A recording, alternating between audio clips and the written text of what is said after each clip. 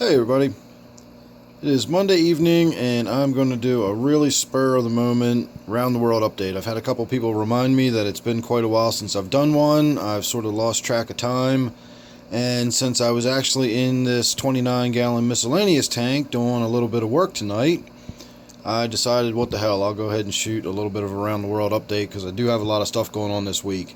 In this tank I just did a water change, and I also added a piece of Anubias. If you can see right there, it's tucked between the rock and that piece of woodwork.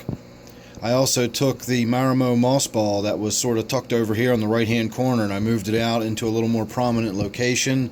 There's also another piece of moss ball in there somewhere that's been in this tank forever.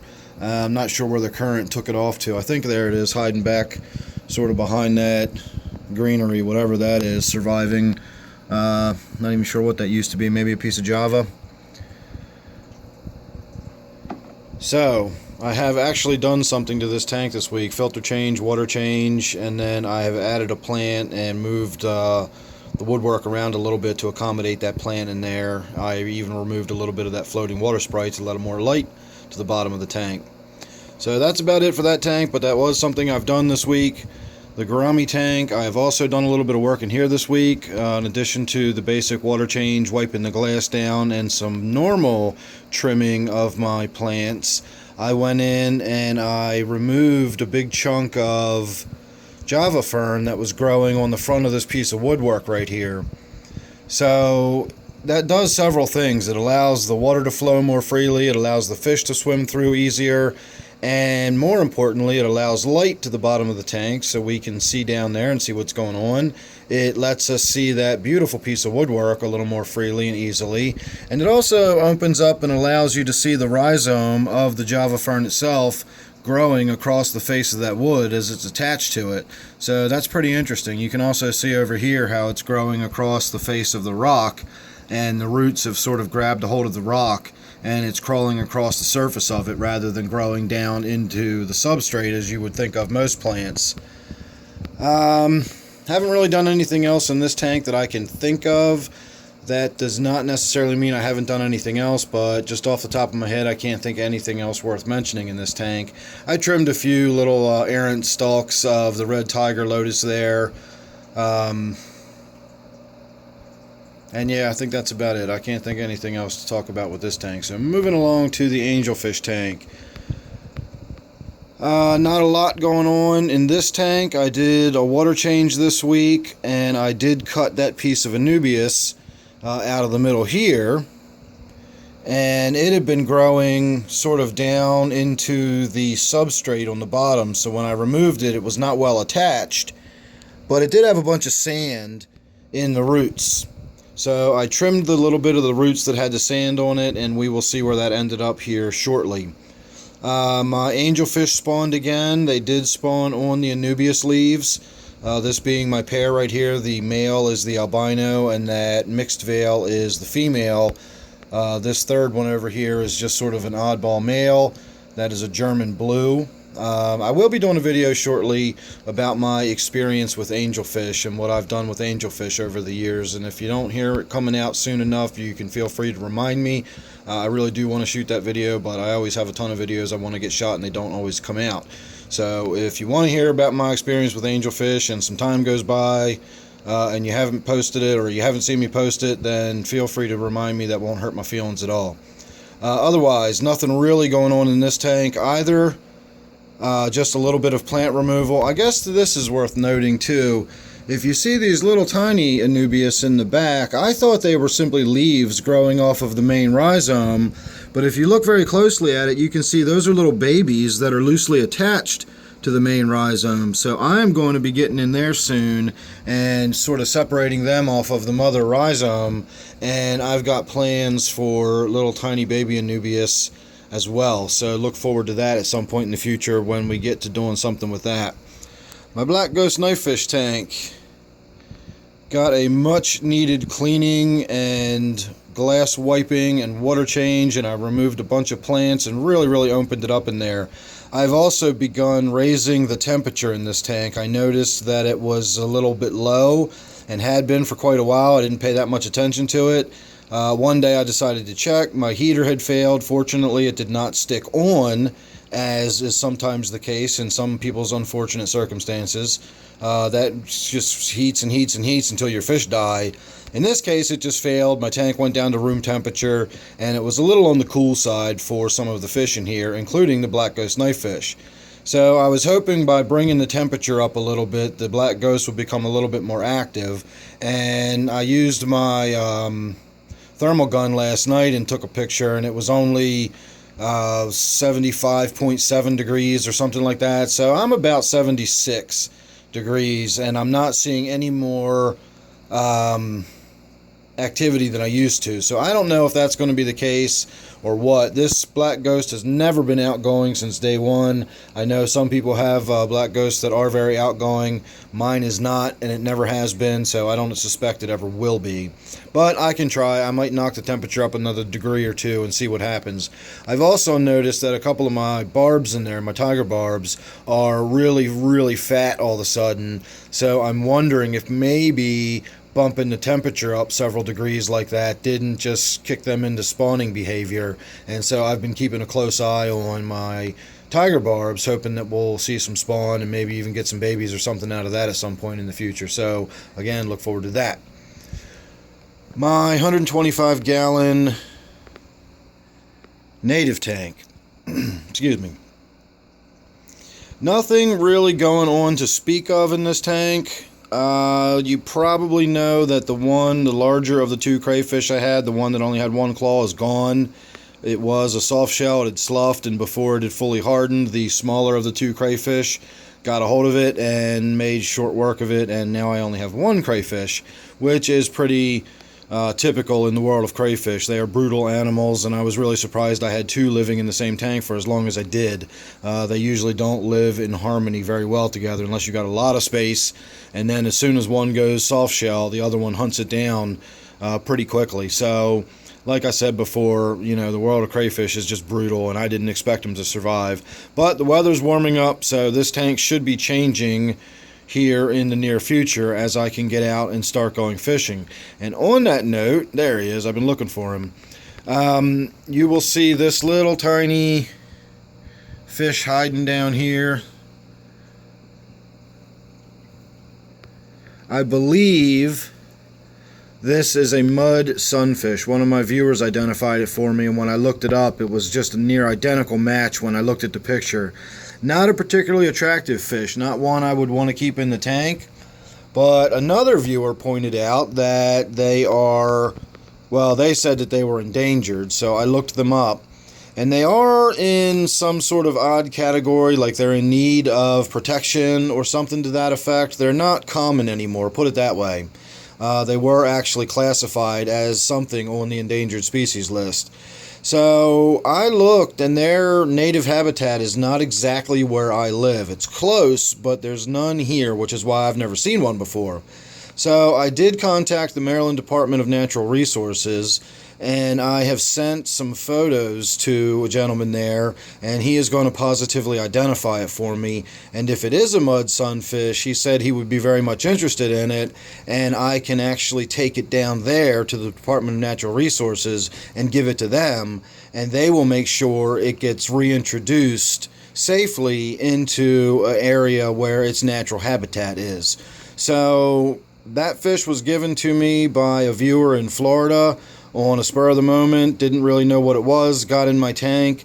Turns out to be something a little special, and it is now eventually going to find its way back into its native habitat, and hopefully might help to spur future generations of an uncommon fish. So interesting story for that little guy. I bet when he was born in the canals down there in Florida, he never expected to end up in some stream here in Maryland. But that seems to be what his fate is going to be. So good news on that front, and I always feel good doing my part to help conserve my wonderful outdoors here in Maryland, because I really do enjoy spending a lot of time out there. So again, summertime's coming up here pretty soon. Look forward to all kinds of good stuff happening. My snail and shrimp tank, because I kind of have to call it that now, I do have some ghost shrimp in here. It's doing pretty well. I got nothing really to talk about in this one. It's snails and shrimp. Neither one is too difficult to worry about. I did throw a handful of Java moss in there just to accommodate the shrimp a little more. Otherwise, nothing really going on. My eggshells that I put in there to harden the water, to add calcium to the water, are almost completely gone now. They've been in there probably over a year, and they've almost completely dissolved. So it'll be time to throw some new eggshells in there when I get a hold of some. Or maybe next time I think about it, when I'm at the pet store, I might buy one of those Cuddle Bones and throw that in there. Anything calcium-based can go in there, and that'll keep the water nice and hard so that the shells of both the shrimp and the snails will be nice and healthy and hard. My Gudgeon and T-bar tank. Nothing really to talk about going on here. We'll just have a look at it for a few minutes. My T-bar, as you can see, is still Digger Dan in there just digging away and building himself a mountain there in the front. I do still have the rubber lip pleco. You can kind of see him in the back right there on the edge of the sand. There he goes, moving around a little bit. So he's helping to keep the tank clean. If you'll remember, not long ago, this tank was covered in that brown diatom algae, and the rubber lip in there made short work of all that. And now, of course, I throw algae wafers in the tank just to make sure he's properly fed and gets a decent amount of nutrition. My gudgeon is just still growing. It's getting bigger. It's getting more aggressive. Again, I've got to sort of watch my fingers when I get near the tank. When I'm feeding it, he will come out and grab a hold of the end of my finger. I'm pretty sure he doesn't have teeth. He's never drawn blood. I've never felt anything, but it just scares the hell out of me when a fish jumps out of the water and latches onto me. So one of these days, I'll get around to setting up my video camera, and I'll get to, maybe we'll see if we can get him to do some tricks, jump out of the water and bite me, or grab a hold of a shrimp out of my hand or something like that, because he's really an interesting fish. Glad I stumbled upon him one day and just decided on a whim to bring him home. In fact, I brought 3 of them home when I first found them. The one died in 2 days, and then the other one survived for, I don't know, several months. They spawned a whole bunch of times. They spawned on a regular basis, and then one of them just one day died. I have no idea what happened.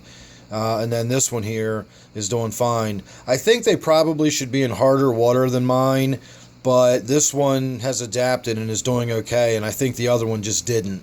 I think after several months of being in water that was just not right for it. It wasn't the proper hardness, because that is important. I don't think it adapted and died, and so I got lucky, and this one still did survive. So I do have this one fantastic little purple spotted gudgeon in there. There's a little rubber lip.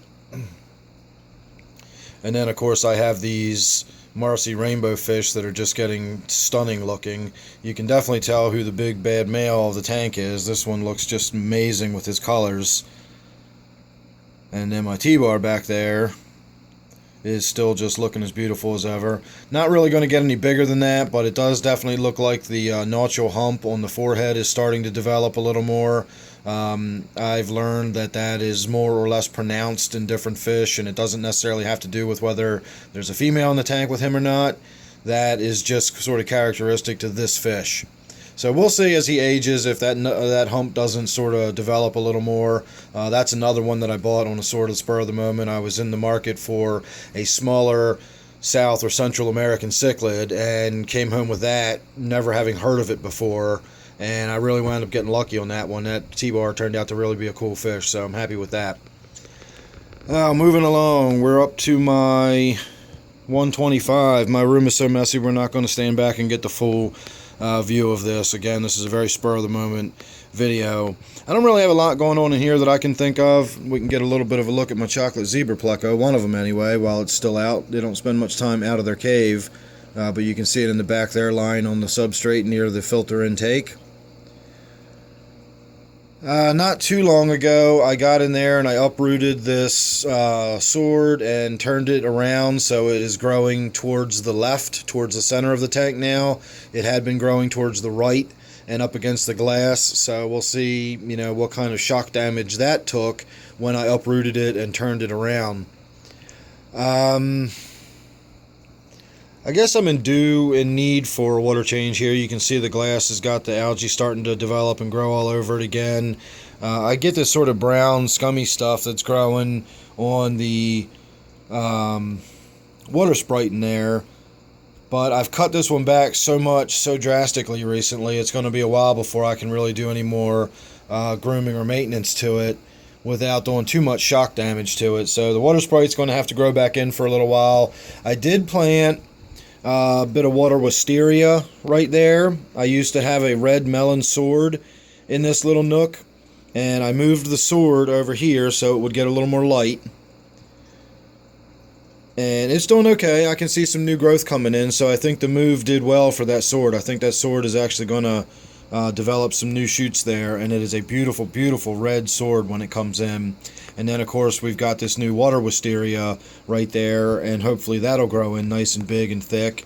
And I had two of them in here, but one of them uprooted and is floating up in the top somewhere. I think it's up in there somewhere. Yeah, there it is in the back. So I need to get in there and reroot that, and we'll see how well that does. But that is in there. So, moving along. My Brackish tank with my figure 8 puffer. I had a little bit of issues with this tank this week. I noticed a couple days ago that the water was getting just a little tiny bit cloudy, which is unusual for, well, it's unusual for any of my tanks, really. And often that is indicative of an issue with your nitrogen cycle when you see cloudy water like that. So I checked, and sure enough, I was having a little bit of issues with my nitrogen cycle, and I had a little bit of nitrite building up. And so what wound up happening as I got in there and did a water change, scratching my head as to why I had some nitrite building up, I found a lot of dying and dead plant material in there. I also found a fair amount of freeze-dried krill that had been waterlogged and saturated and sank to the bottom and never been eaten. And it was hiding behind all those rocks back there, and I did not know it. So what was happening, I think, was the amount of bioload in this tank was just getting heavier and heavier as I was just continuing to feed it without realizing that that stuff wasn't being pulled out of the tank when I did my filter changes. And so I've installed this powerhead in the back. I just did that this afternoon. And so far it doesn't seem like it's causing too much current to upset Butterbean there. Puffers really don't like a lot of fast moving water and swirling water and a lot of current or turbulence in the tank. So I was reluctant, to do it, but when I turned it on and, it looked like a snowstorm in there. In fact, one of my viewers even said the tank looked like a snow globe, and it really did. And you should have seen it when I first turned it on. It was so much stuff blowing around in there. That's what inspired me to go find my camera. And by the time I got back, a lot of it had already settled down. But a lot of stuff really swirled up in there. And that is after I did my water change yesterday and gravel vac. And I vacked the best I could. So even vacuuming the way I did, it still obviously left a lot of stuff in the tank. And I think in the long run, it's going to be to my benefit to have that powerhead in there. And of course I've set it up the way I set most of my tanks up. I keep the filter off to one side or the other, and then on the opposite end of the tank I have the powerhead sort of blowing across the back of the tank, and that makes sure the detritus does not settle in the back where I have a hard time getting to it. It blows it in towards the filter intake or moves it out towards the front of the tank where I can see it more easily, and then I can get my gravel vac in there and clean the tank more appropriately. But the power head in the back is what's keeping the back part of that tank that I can't see clean. So that's what's been going on in this tank. My quarantine tank, I guess I got a little story to tell about this one. You can tell it's been a long time since I've done an update. I've been working on my new tank, which we're going to get to in just a moment, and some of the fish I put in there were Endler's guppies. Now, I bought one, and then the next time I went in, and this was to my big chain pet store that I'm a regular at. My big chain pet store is actually my local one, technically. My good pet store that I think of as my local fish store is actually an hour away, and that is, privately owned, and it's a really, really good store. My cat just came in to join us, one of my cats anyway. So my local fish store is actually the big chain pet store, and they're really good to me in there. I'm in there regularly, and because of that, they usually hook me up and help me out.